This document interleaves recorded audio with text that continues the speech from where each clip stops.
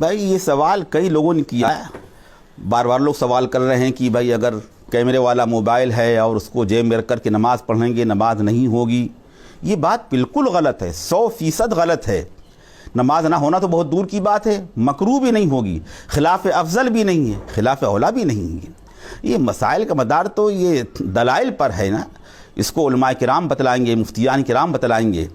بہت سے ہمارے تبلیغی احباب نے یہ سوال کیا کہ بھائی یہ بیان میں یہ بات کہی گئی، بڑے اجتماع میں یہ بات کہی گئی کہ یہ موبائل جو کیمرے والا ہے یہ اس میں شیطان تو آئے گا اور اللہ کی بارگاہ میں نماز قبول نہیں ہوگی. یہ کیسے جی گوارا کرتا ہے، یہ کیسے جی گوارا کرتا ہے کہ جیسے پیشاب دانی ہے اور پیشاب دانی میں کوئی کہے پانی پی لو، جی گوارا کرے گا کہ یہ موبائل ہے اس میں گانے سنتے ہیں، فوش باتیں ہوتی ہیں، کیسے قرآن پاک سنتے ہو؟ اس میں قرآن پاک سننا یہ ناجائز ہے اور حرام ہے. اگر نماز پڑھیں گے اس کو رکھ کر کے تو فرشتے قریب نہیں آ سکتے ہیں، شیطان تو قریب آ جائیں گے. یہ ساری باتیں غلط ہیں.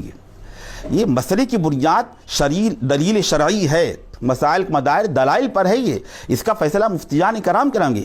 مفتیان کرام نے اس کا فیصلہ جو کیا وہ یہی ہے کہ بغیر کسی کراہت کے نماز ہو جاتی ہے.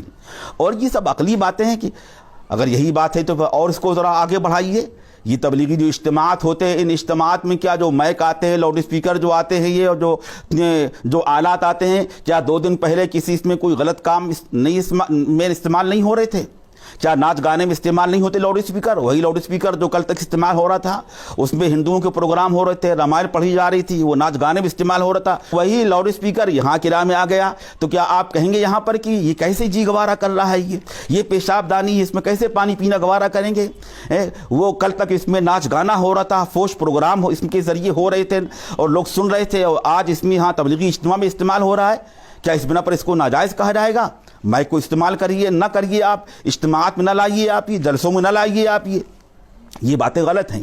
دیکھیے کتابیں چھپتی ہیں پریس میں، قرآن پاک بھی چھپتا ہے، حدیثیں چھپتی ہیں، فضائل اعمال چھپتی ہے، منتخب حدیث چھپتی ہے. حالانکہ 1 ہفتے پہلے وہاں پر وہ گندی کتابیں چھپ رہی تھیں، اہل باطل کی کتابیں چھپ رہی تھیں، دوسرے مذہب والوں کی کتابیں چھپ رہی تھیں. وہاں پر فوش چیزیں اور ناول اور گانے اور گندی چیزیں، گندی تصویریں چھپ رہی تھیں، اور وہیں پر 1 ہفتے بعد قرآن پاک چھپ رہا ہے، منتخب حدیث چھپ رہی ہے. تو کیا آپ یہاں پر کہیں گے آپ کہ ارے بھائی کیا سب یہ کہ وہاں پر اس سے پہلے یہ ہو رہا تھا، جیسے پیشاب دانی میں کیسے جی گوارا کر رہا کہ کبھی پیشاب تھا اس میں اب پانی پیئیں گے آپ؟ یہ دیکھیے مسئلے کی بنیاد یہ عقلی مثالیں نہیں ہوا کرتی ہیں.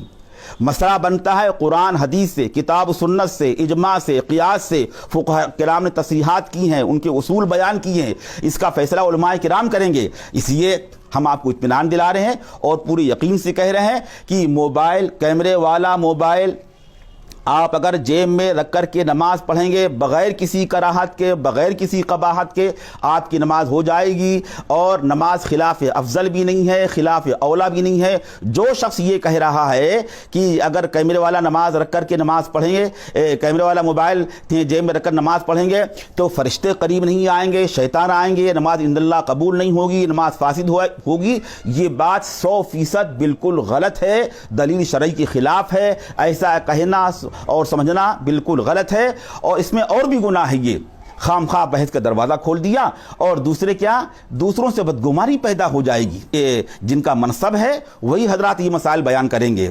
باقی اگر دلائل دیکھنا ہو، اس موضوع پر کتابیں لکھی گئی ہیں، تفصیلی کتابیں لکھی گئی ہیں، اور جتنے دلائل لوگ بیان کیا کرتے ہیں ان سب دلائل کا جواب بھی دیا گیا ہے. میں نے آپ کے سامنے صرف مسئلے کا جواب دیا ہے. اگر آپ کو دلائل دیکھنا ہو تو اس موضوع پر جو رسالے لکھے گئے ہیں آپ ان کا مطالعہ کریے. اللہ تعالی ہم سب کو ہر فتنے سے محفوظ رکھے.